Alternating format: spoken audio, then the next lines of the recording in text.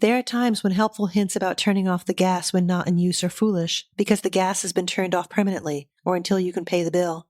And you don't care about knowing the trick of keeping bread fresh by putting a cut apple in the box, because you don't have any bread, and certainly not an apple, cut or uncut.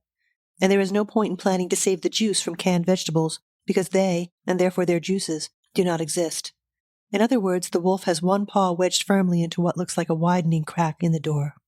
Ho-dee-oh-ho, ho-dee-oh-ho, ho-dee-oh-ho. Hello, and welcome once again to the Spouter-Inn. I'm Chris. And I'm Suzanne. And this time we're reading M.F.K. Fisher's How to Cook a Wolf. Fantastic. M.F.K. Fisher, of course, if you don't know her work, she is a well-loved food writer from the mid-20th century.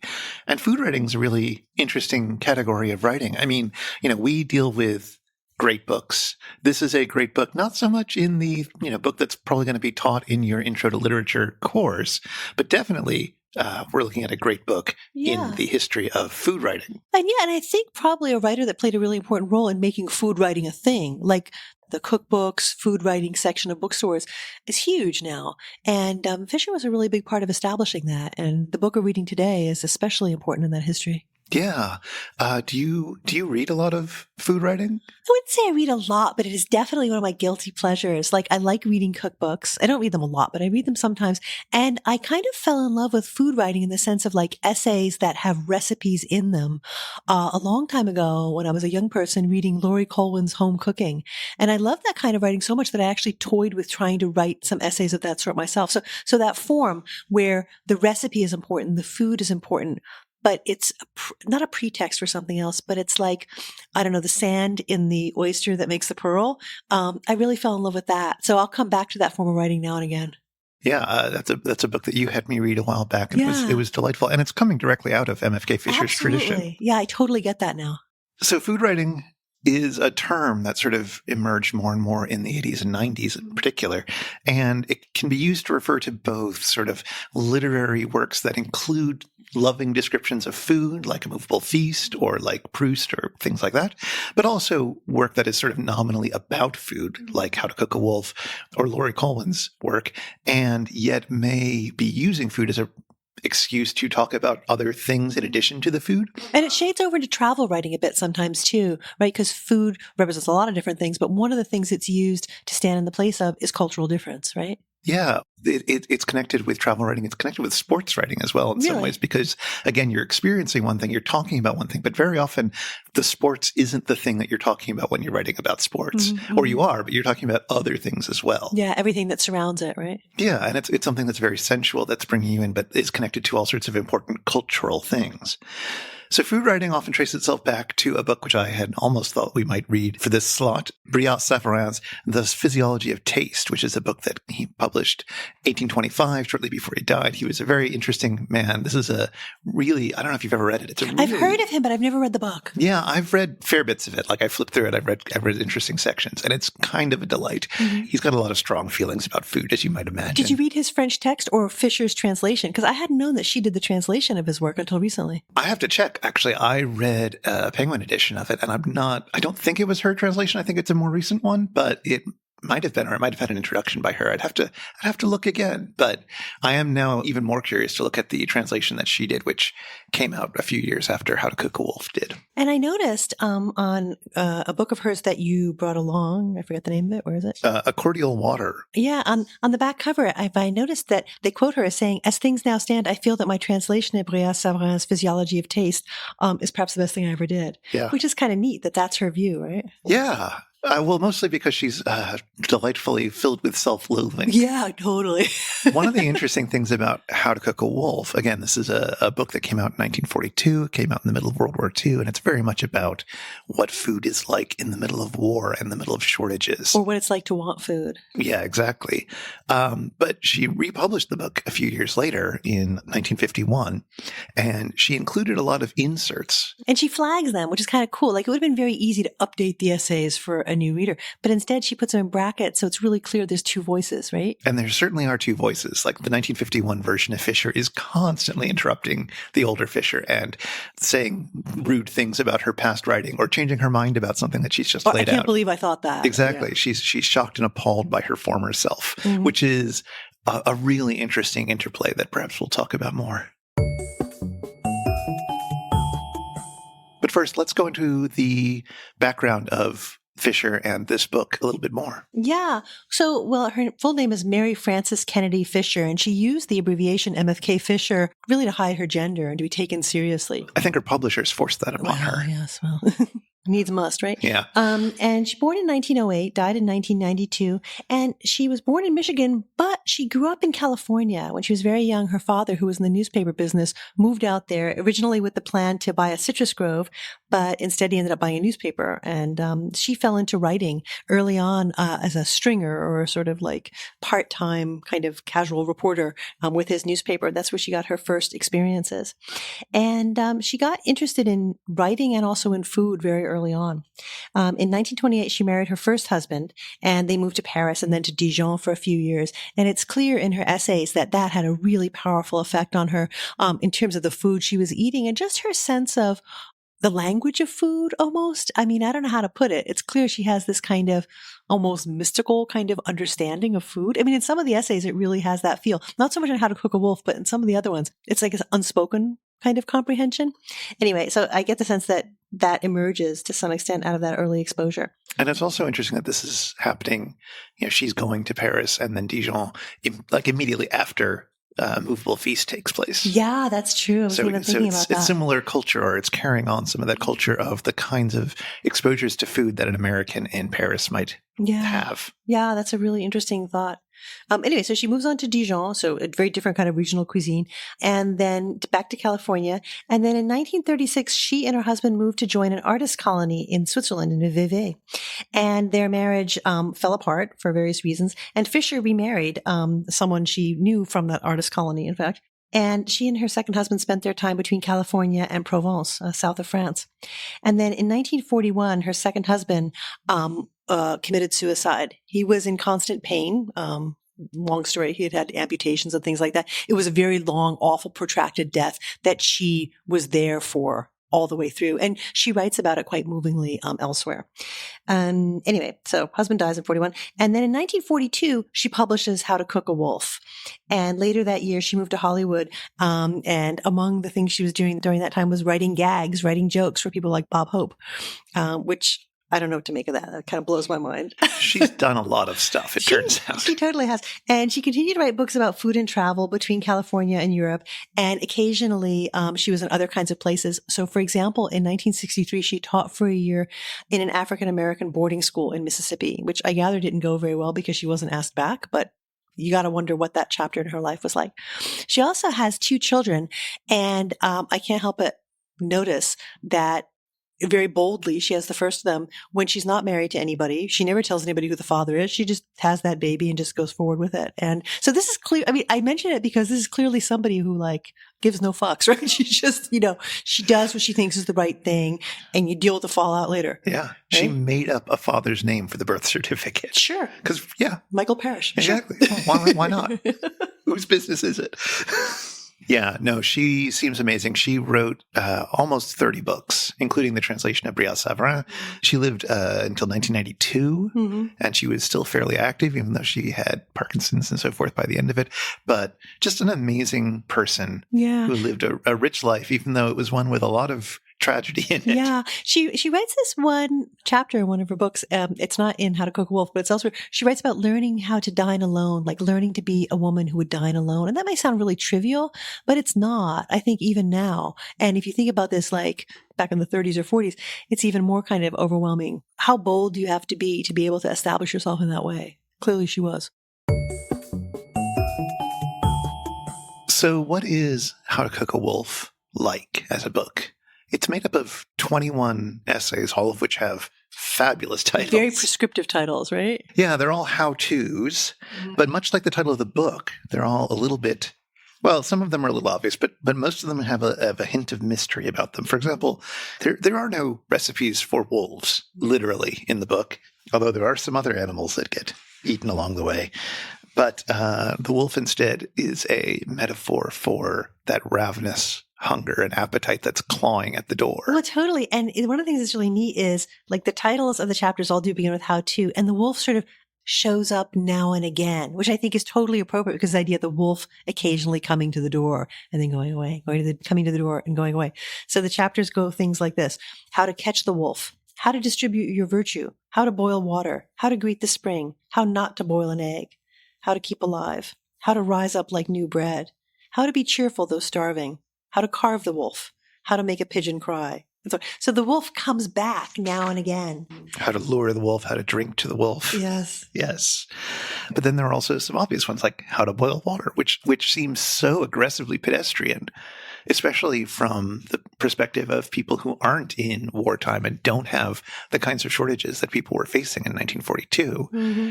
So you don't have to think about some of the issues that come up in that chapter about fuel economy. Yeah, exactly. How to make the most of whatever little bit of fuel you have. I know, it's unnerving. I think that's one of the striking things about the book is that it's so much thinking through these issues of what people were faced with at this time. And it is like, my family has been affected adversely by war, but not to this extent. Yeah. And it does seem, in my privileged position, a bit unthinkable to have this many shortages and this much of a lack of food and fuel and choice and delight.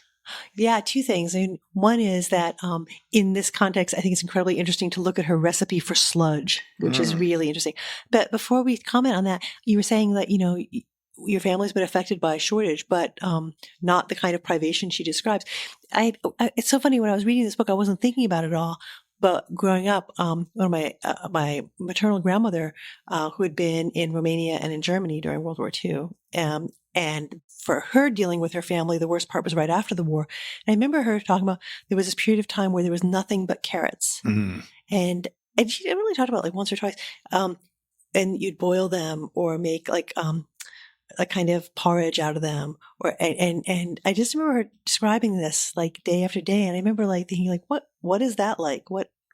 And then another time when they couldn't get ration books, and she went to the judge to give up her children, and she left. And my mother said she was so traumatized, but she was like 4 years old, and like my grandmother just left her and her little brother like just there, and was leaving, and the judge was like, no, here, you can have some ration books. And on the one hand, it was told as like this kind of like happy family story, like, oh, it all turned out fine, wasn't that hilarious? But like, by God, what even was that?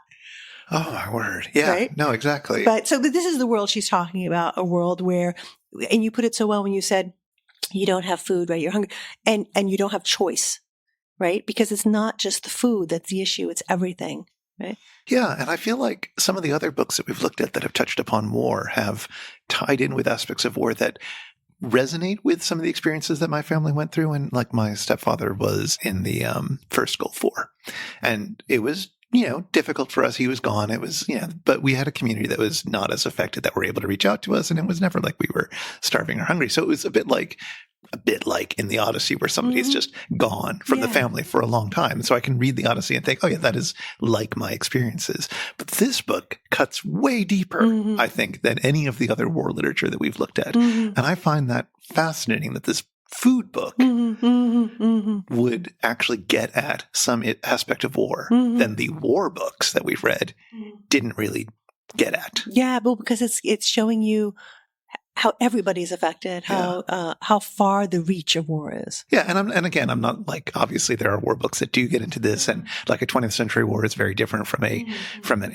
ancient Greek war, but still, it was striking for me. Yeah, and the suffering is not the suffering of violence; it's a very different kind of quiet suffering. Yeah. Right? Yeah. And interestingly too, we mentioned earlier that, she puts in these parenthetical or bracketed revisions or additions, I should say, in 1951 when the Cold War is underway. And, you see little allusions to that, like this awareness that there's another kind of war. It's not simply that war is in the rearview mirror. It's become a different thing. Yeah, I think that's another thing to point out, is that this is a book that's very much meditating on what kind of war we're at right now and how it's different from the obvious war of World War II and World War I, for that matter. And she presents herself as being much more cynical about the Cold War and how it's going to affect people than people around her are behaving. Like, she's much more pessimistic about what the world is like and what it means to be at war right now than what's surrounding her. And that's really interesting. I'm comforting myself against that thought right now by eating the very delicious war cake that you made. Yes, from a recipe in the book, but we'll get to that a bit later. But yes, we have some snack. So yes, the sludge that you eat during the war. Oh my God, it's such a freaky chapter. So this is a chapter called How to Keep Alive. So unsurprisingly, it's giving you a sense of, what you do when you're really desperate. And so she says, so when the wolf has one paw wedged firmly into what looks like a widening crack in the door, what are you going to do? So the first thing you do, if you have no money, is to borrow some. 50 cents should be enough. And so she says what you do. You get 15 cents worth of ground beef. Then you get 10 cents worth of whole grain cereal. You spend the rest of what you have on vegetables. So you grind up the vegetables small, you crumble up the meat, you simmer that for an hour, you put in the cereal, you cook it for 2 hours, keep it in a cool place. And she says, it is obvious to even the most optimistic that this sludge, which should be like stiff cold mush and a rather unpleasant musky brown gray in color, is strictly for hunger. It's like, ew. Yeah. So this is like what you can make and keep like in a cold place, like in your basement, I guess, is where I don't know, where you're probably living because you're so impoverished. It'll keep you alive. And, how can I put this? Not the typical kind of recipe you find in recipe books, right? No, exactly. This is a recipe for like desperation where you have almost no choice. Yeah. It is so rare to hear people talking about this, at least to what I've encountered. I mean, again, maybe there are whole genres of literature about this, but this is striking to come across this level of gruesome food. Gruesome, but like necessary for survival. Yeah, no, I think it's very unusual, right? Because it's not simply talking about want or hunger or, impoverishment. It's talking about that state and then what you do. Yeah. Like what you do when you have almost no choice. You have like this much room to maneuver. That's really interesting.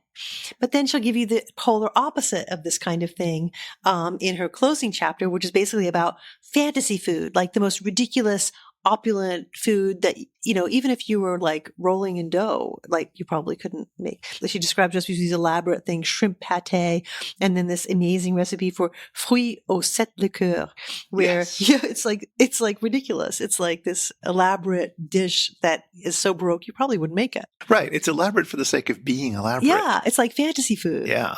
But it doesn't actually sound that appealing. Well, no.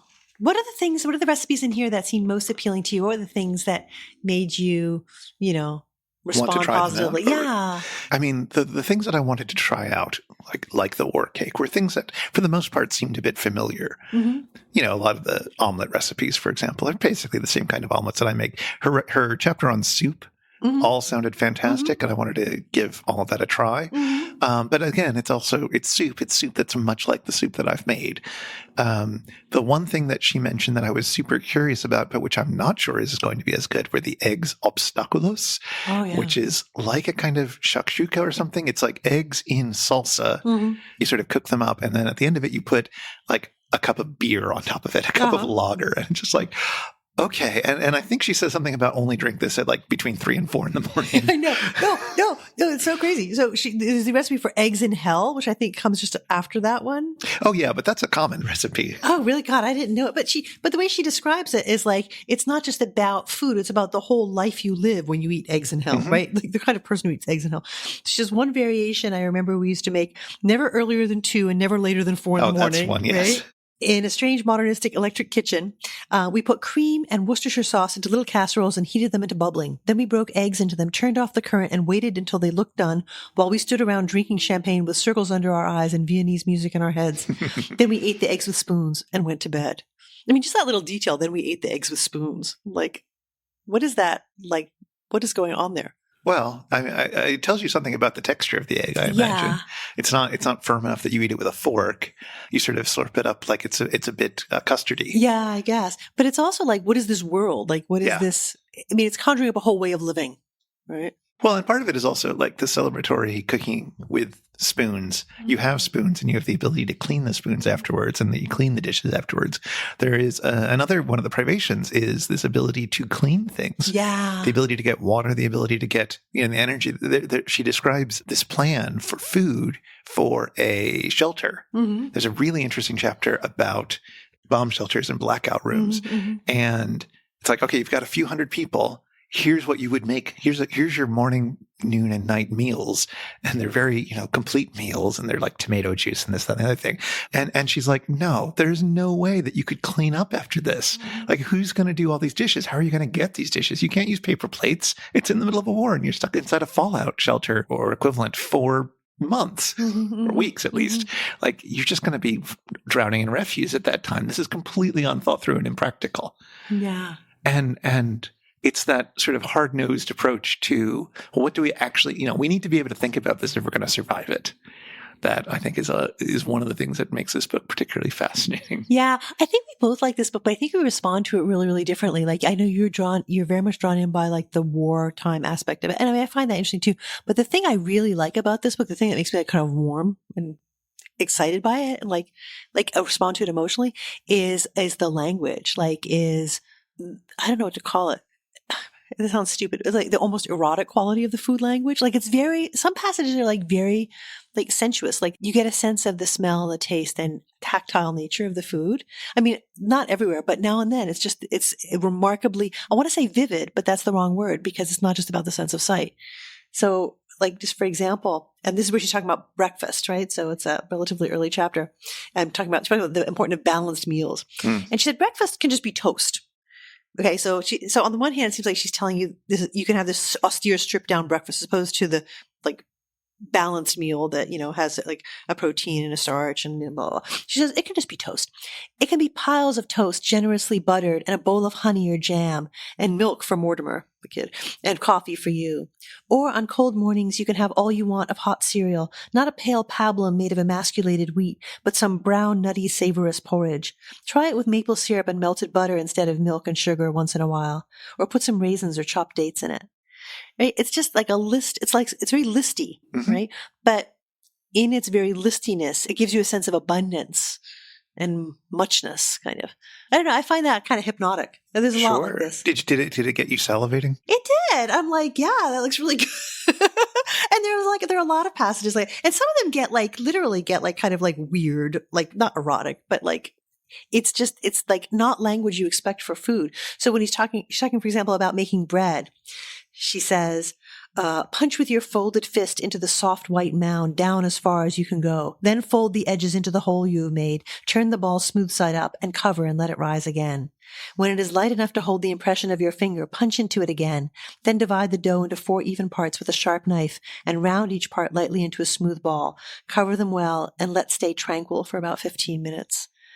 I mean, the soft white mound, the, folding, the rising, let it stay tranquil. Just that word tranquil. Who leaves your bread tranquil? What is that even?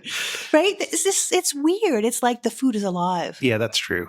I have to say I responded more to the horrifying passages. Yeah, some of them are totally horrifying. So, for example, she talks about her introduction to tête de veau.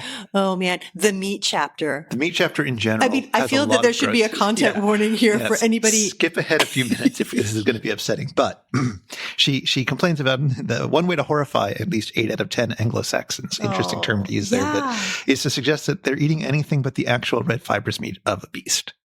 And she talks about how grossed out people get. And she says, I must admit that my own first introduction to tête de veau, so head of a calf, was a difficult one for a naive American girl. The main trouble, perhaps, was that it was not a veal's head at all, but half a veal's head. There was the half tongue, lolling stiffly from the neat half mouth. There was the one eye, closed in a savory wink. There was the lone ear, lopped loose and faintly pink over the odd wrinkles of the demi-forehead, which is such a good word. I know. But it's such a horrifying image. I know. But it's such an interesting way of putting it. And there, by the single pallid nostril, were 3 stiff white hairs. I know. That was what put me right over the edge. I was like, oh, I mean, I like meat. Sure. But I was like, oh, man. You've never had tête de veau, I assume. And never will. Oh, man. It's such an interesting chat, but she's doing this very purposely to us, right? And she says it in so many words, right? In that chapter, she says, "Why is it worse in the end to see an animal's head cooked and prepared for our pleasure than a thigh or a tail or a rib? If we are going to live on other inhabitants of this world, we must not bind ourselves with illogical prejudices, but savor to the fullest the beasts we have killed." I mean, she's kind of exposing the hypocrisy, right? Like if you're going to eat the nice clean chop that you buy, packaged beautifully in the supermarket, you should be able to eat any of these things, right? So any or none, right? It's such a neat chapter. I mean, structurally, it's an incredibly neat chapter. Yeah. I think. And I also don't want to suggest that she is sort of incredibly anti-animal. There's a lovely chapter near the end about eating with pets. And in particular, she talks about, this is a later interpolation, but she says, "Most cats and many dogs appreciate dainty tidbits, and I always share my scraps with my current feline companion. She and I nibble at the same food from different dishes and physical levels and feel companionable." And it's this idea, like the companionability of it. She also talks about how, like, she wouldn't feed her cat something that she wouldn't eat. And so she always tries the tinned cat food before giving it to the cat. And there's some remarkable stories along that. But it's just like this idea of being companionable, even with your animal companions, that part of the joy of food is this joy of companionship. And it's an incredibly sweet chapter once you get past the opening stories of other people who are less kind to their four-legged friends. Especially in wartime. Yeah.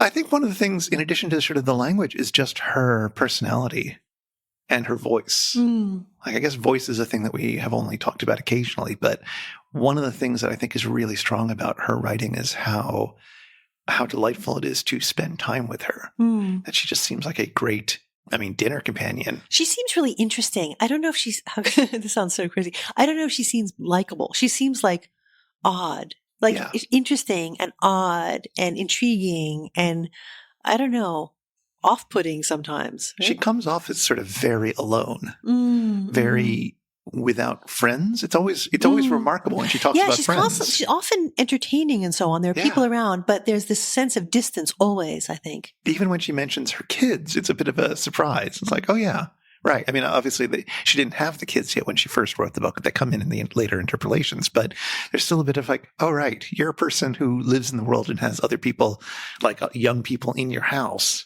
Yeah. But there's something about it that it comes off as just this, like, she's this purely mental construct. Well, I was rereading and rereading a bunch of her other things, just because they're in this volume that, I got that has How to Cook a Wolf in it. So some of her other works like Serve It Forth, Consider the Oyster, The Gastronomical Me, and so on.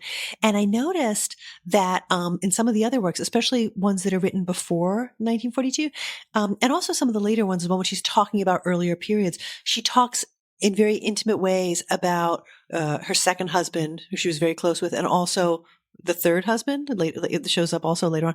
And you get a stronger sense of companionability and companionship and entertaining and like shared experience.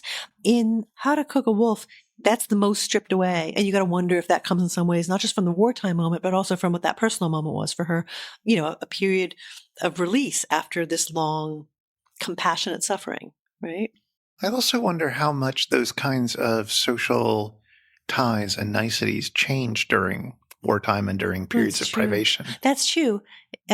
Because when you have little, what is it to entertain?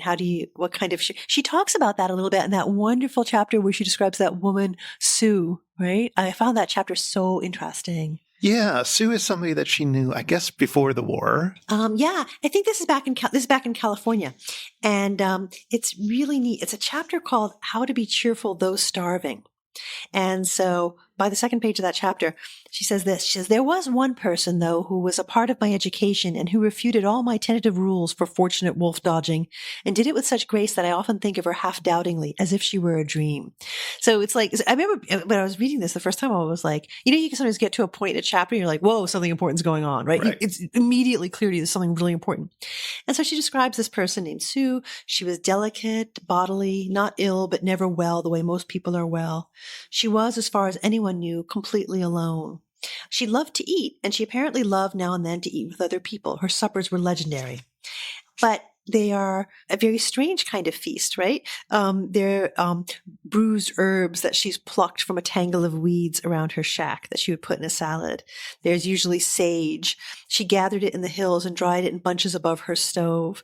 She had only a few plates and no knives. You ate everything from one large spode soup plate when you went there, but it never seemed messy. And knives were unnecessary because there was nothing to cut. So there's this strange austerity, I guess. Like Sue has like almost nothing, right? But like there's still feasting somehow. There's, in spite of the fact that there's not much in the way of food, right? There's still feasting is still happening. Right. Which is so weird, right? And she says this, she says, anyone in the world with intelligence and spirit and the knowledge that it must be done can live with her inspired oblivion to the ugliness of poverty. It's not that she wandered at night hunting for leaves and berries.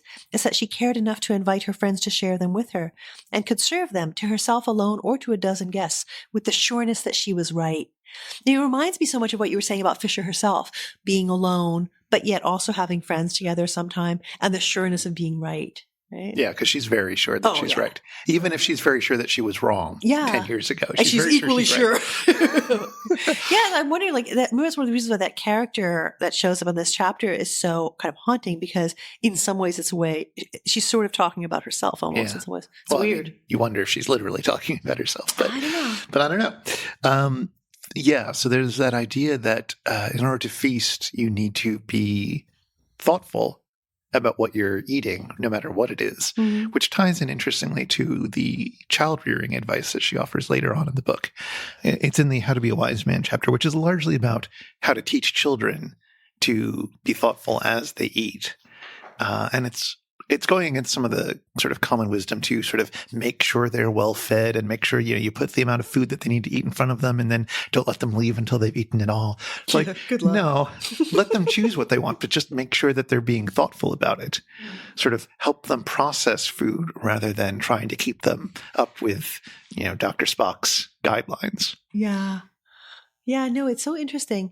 And it's a chapter that, much of the book is preoccupied with the state of being hungry, but talking about hungriness and children is it's an awkward and difficult thing to do, but she really braids those together in this chapter.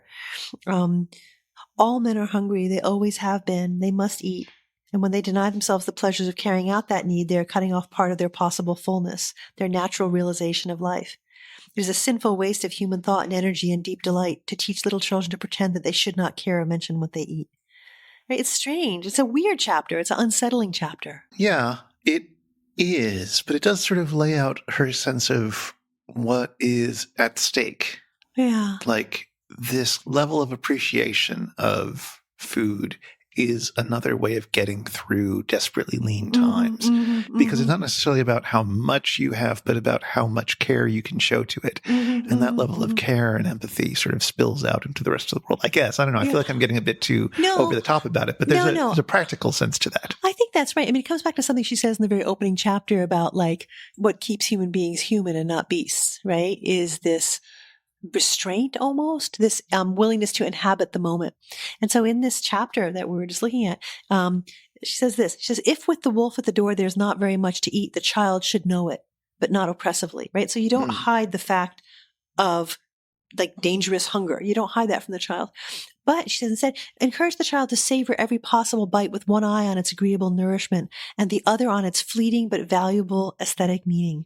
So that 20 years later, maybe, he can think with comfortable delight of the little brown toasted piece of bread he ate with you once in 1942, just before that apartment was closed and you went away to camp. It was a nice piece of toast with butter on it. You sat in the sun under the pantry window and the little boy gave you a bite. And for both of you, the smell of nasturtiums warming in the April air would be mixed forever with the savor between your teeth of melted butter and toasted bread.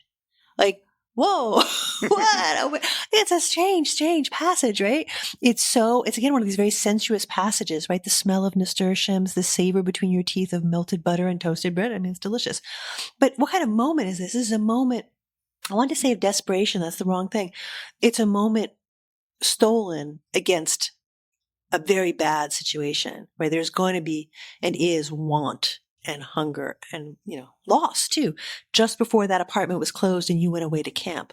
Right. That's a strange moment, I think. What is in the background there? What is the camp? In 1942, in California. Yeah. Right? I mean, she talks about, she's in some ways a very international writer, right? But she also reflects this very specifically California sensibility. And you see this in a number of different kinds of ways. And one of the ways that emerges, she talks a good deal about Chinese food, Chinese cuisine, Chinese people, Korean people too, at least once when she talks about, where she gets her soy sauce. She never talks about Japanese people. But this is the period of internment camps, right? Right after December 1941. So right when she's writing this book. I don't know. And so it gives you a sense of unspoken things, right? What the war is doing to all kinds of people, maybe. She does mention Japanese people. Oh, yeah, where? I had to just search the book Yeah, using an ebook version of it. There's a few places she talks about, this is a later interpolation, but a strange trick for using oil and soy sauce on any cut of meat or fish. You coat it before you put it into the icebox, and then it doesn't smell so fishy afterwards. Anyway, there's a few mentions of Japanese people along the way. It's funny. I noticed that passage because when I was reading, I was like, oh, yeah, I do that with soy sauce too. And I was like, oh, but I didn't notice that she mentioned Japanese people. Yeah, I think her take on what we might call internationalism is really interesting. Early on in the book, she makes fun of other Americans who during World War II are aggressively anti-German and don't want to eat anything associated with Germans. And it's like, why? And like dealing with German American neighbors. And she's just like, why? This has nothing to do with them as people. Like they have nothing to do with that at all. And in her later interpolation, she talks about, now people are doing that with Russians. Like you can't get a good borscht anymore, or people are denying themselves Russian treats. Since she would have no truck with freedom fries. Yeah, exactly. This is just nonsense. This has nothing to do. War is happening for reasons that are disconnected with the happenstance of somebody coming from Germany or coming from any place. They're carrying their cuisine with them. They are still connected with that cuisine, whether they grew up in Germany or not. You can still enjoy that cuisine wherever they are making that food. She's really open-minded and in a sense disinterested. Like she's interested in other cultures and other traditions and other cuisines and eating them and thinking through them and getting to know people from different places. But she kind of doesn't care in this way that seems positive to me, at least. Yeah, no, I think that's exactly right. One of the things that fascinates me about her writing is it feels capricious and I don't want to say arbitrary, as if she organically moves from thing to thing that interests her, like effortless and formless. But some of the chapters in particular are, I think, very highly structured. Did you notice this also? Oh, yeah. Like there's scaffolding, but it's kind of almost invisible over this deceptively chaotic tiling on top, kind of. Oh, especially once you add the later interpolations. Oh, yeah. Like it just goes all over the place. And she'll just wedge them in the middle of a sentence at the most inopportune places. And it's like, okay, I guess that now we're going to just think about this for a paragraph and then finish the sentence. But yeah, no, there's definitely some really tightly or more tightly structured chapters and definitely ones where she is tracing an arc from one thought to another. Yeah. And I think even the whole book overall is really well structured, even though it feels like a very loose collection of interconnected essays. She does sort of wend back to some of the points she made early on and some of the later chapters. And it does feel like there's been a real through line thinking about, what these shortages do and how we treat our food and think of ourselves and other people, how to be human under duress. Yeah. It's a sort of a wandering narrative arc through the work as a whole. I noticed this like sense of kind of wholeness and form at the level of the chapter way more, especially in a couple of the chapters, especially in the meat chapter and the eggs chapter, both of which I found absolutely fascinating, in terms of them having like this weird kind of, like it's food writing, right? So you expect there to be, and you find recipes, like descriptions of, things you could cook, but they both start and end with rawness. And I think there's something really interesting going on there. So in the egg chapter, for example, the chapter is called How Not to Boil an Egg. It opens this way. It says, probably one of the most private things in the world is an egg until it is broken. Until then, you would think that its secrets are its own, hidden behind the impassive, beautiful curvings of its shell, white or brown or speckled. It's a very beautiful opening, huh? So you start with the egg as this private place until it's broken, right? So that you get the both sense of wholeness and being shattered, right? Privacy and public, it's just something strange going on there, right? And she describes all the different kinds of eggs. Like she begins with raw eggs, right? And then fried eggs, which she says I make amazingly badly. She says my fried eggs are terrible. The omelet recipe, and eggs in hell, which we already talked about. Scrambled eggs, almost at the very end of the chapter, and then in the very, very end, back to the raw egg. So we start with the raw egg and we end with the raw egg. So at the end, she says this. Let him ponder then, and if wisely or not, he choose from all the possible forms an egg fresh broken from the shell, cupped with a bit of lemon juice and pepper and any other seasoning to hand, and called an oyster. We can but hope that he has drunk well the night before and slept the sleep of the satisfied, if not the just. So it's a very dense couple of sentences. She's talking about drinking a raw egg, also called the prairie oyster, which is a hangover cure, right? She talks about this elsewhere in the chapter. So it's closing the chapter with the raw egg in the same way that you opened, but instead of being this sort of space of potentiality, like the closed egg being this incredibly private place and then being shattered, here it's the egg that comes at the end of presumably like drunken revelry, right? Like bad enough that you have a bad hangover. So it's like it's circular and linear, right? This chapter structure. I mean, I don't mean to overanalyze it, but there's a form underneath all that decorativeness, and the meat chapter does the same thing. There's another thing that happens right before talking about the raw egg and the prairie oysters, which is a memory of going down into the basement and getting preserved eggs. Oh, ick. Oh, yeah. Oh. It's something she describes again in viscerally gross detail. But there is this method of preserving eggs where you like put them, for 6 months. Yeah, for ages. Oh, yeah. You can put them in water glass. Quicklime. It's either quicklime or the silicate stuff. Either way, it seems quite disgusting. And she describes it as I can remember going down into the cellar and fishing around in the stone jar for 2 eggs for a cake that the cook was making. The jellied chemicals made a sucking noise as I spooned out the thickly coated hideous stuff. And I felt squeamish and afraid alone there in the cool, dark room. It's like a horror movie. Yeah. But I think this also happens a bit in the meat chapter where you talk about the egg in this sort of abstract way, but then you go into the horror of the egg and then you sort of get past the horror. That's exactly right. You start out again in the raw state, right? She talks about animal flesh. She talks about beef tartare, right? And then the terrifying Aunt Gwen's cold shape and tete de veau. I won't even talk about that part. It's horrifying.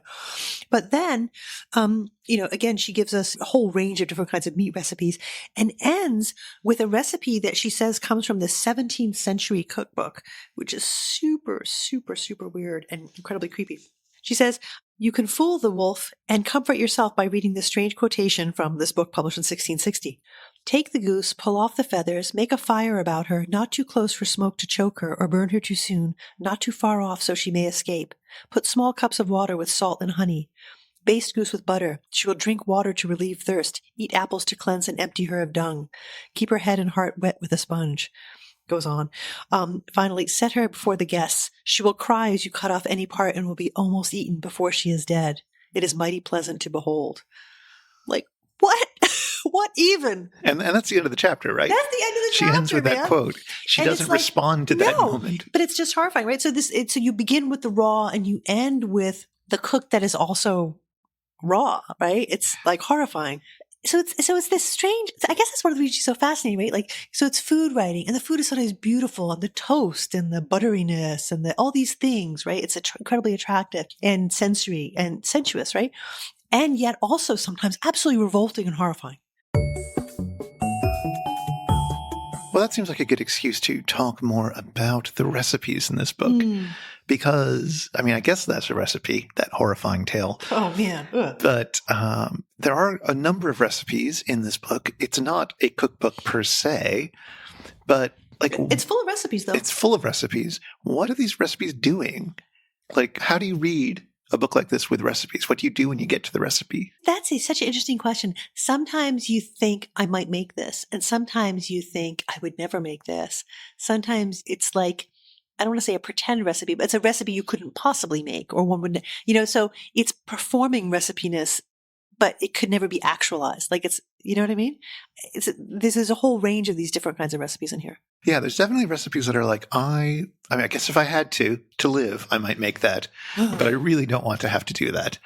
And as we said, there's those sort of fantasy recipes at the end, which I guess could be made, but you probably wouldn't want to. And they're presented as not things that you would actually make. They're things that you might think about making. That's it. On days when you're feeling particularly in need of a good fantasy. That's right. It's like imagined food, right? It's not real food. She says, sit back in your chair then, drop a few years from your troubled mind, let the cupboard of your thoughts fill itself with 100 ghosts that long ago in 1939 used to be easy to buy and easy to forget.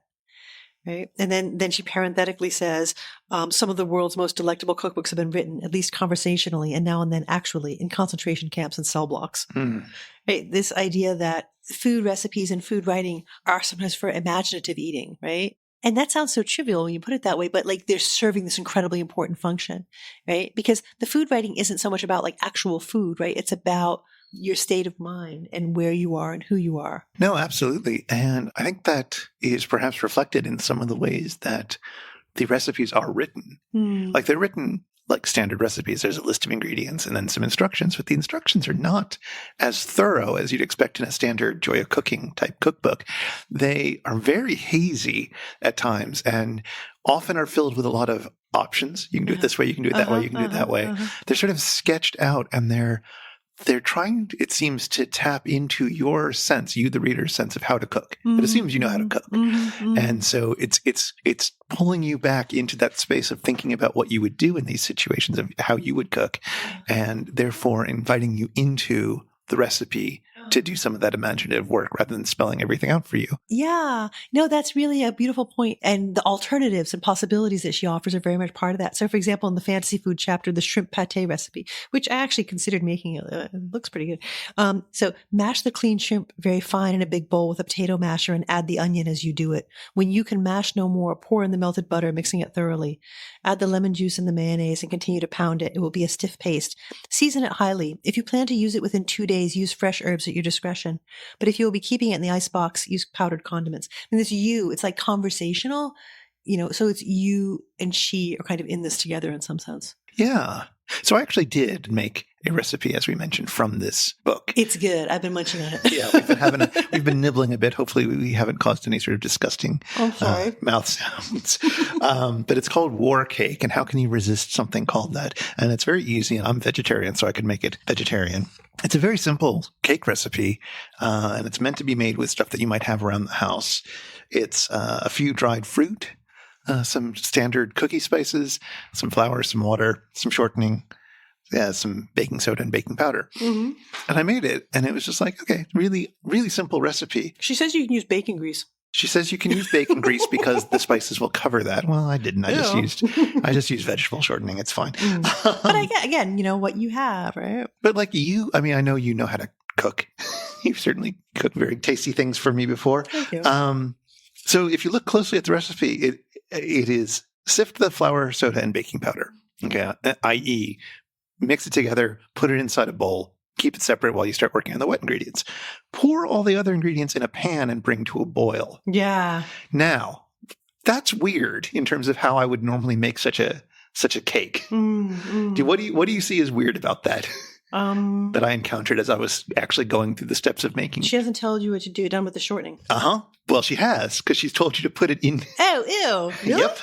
Put all the other ingredients in the pan. I mean, literally what she said, and which is literally what I did. Is put the shortening, put the spices, which normally would go in with the dry ingredients. That's weird. Yeah, normally you would think, take the dry ingredients, fold in the shortening, break it in like you would with butter or something, and then add the wet stuff to mix that in. Well, that's super weird. No, the shortening melted in the boiled water.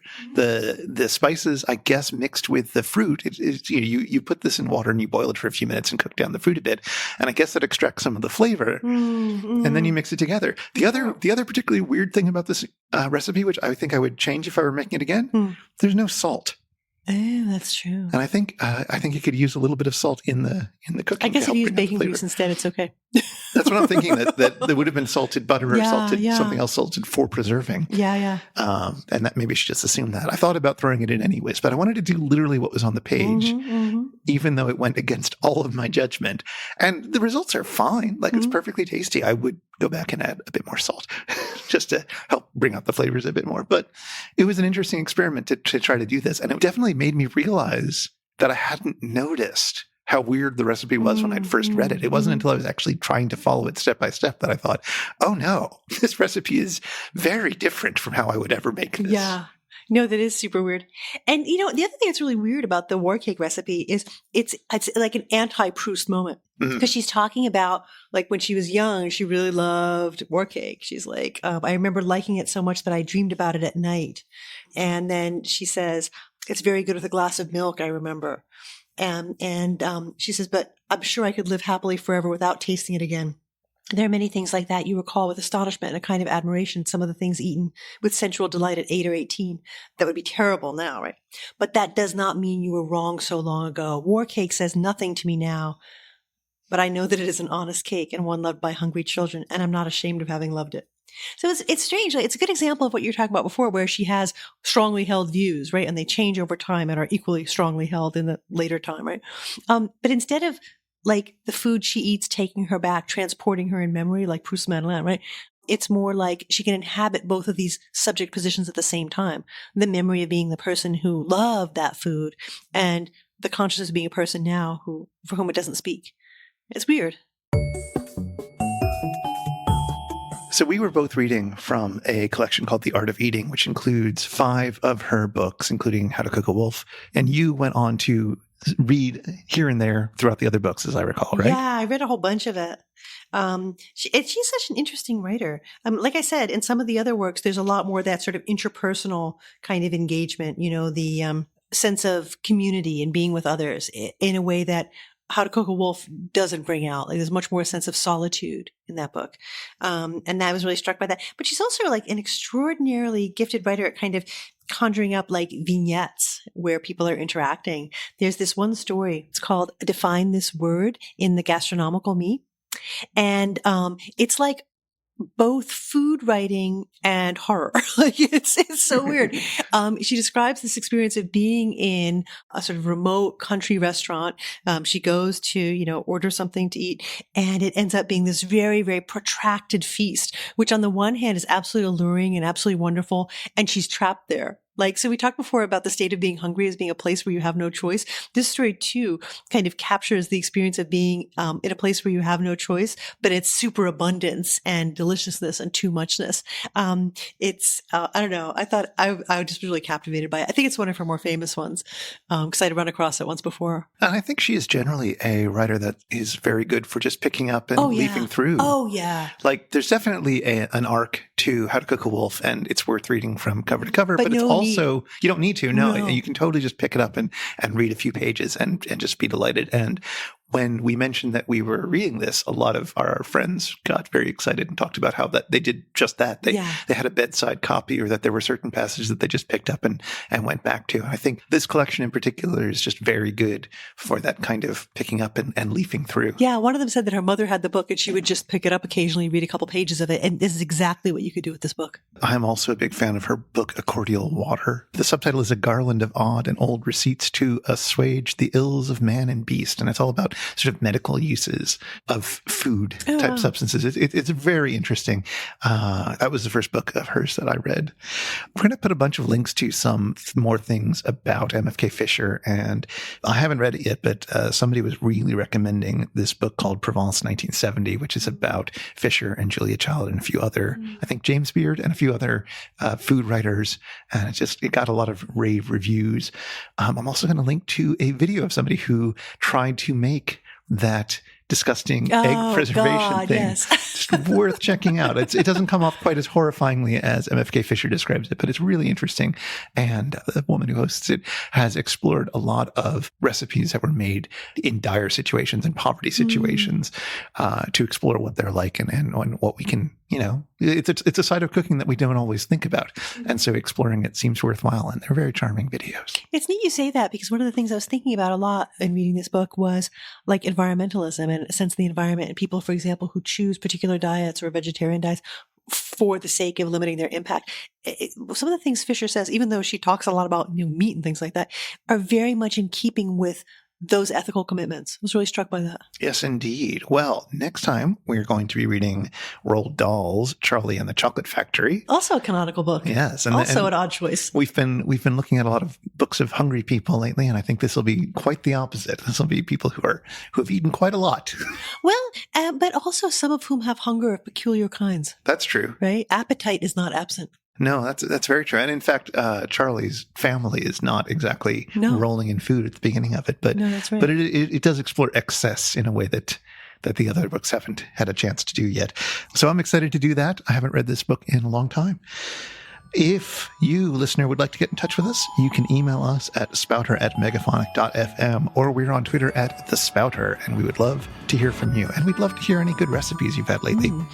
Show notes with links for all these things we've mentioned will be at megaphonic.fm/spouter/20. And the Spouter-Inn is one of the fancy little podcasts over at Megaphonic FM.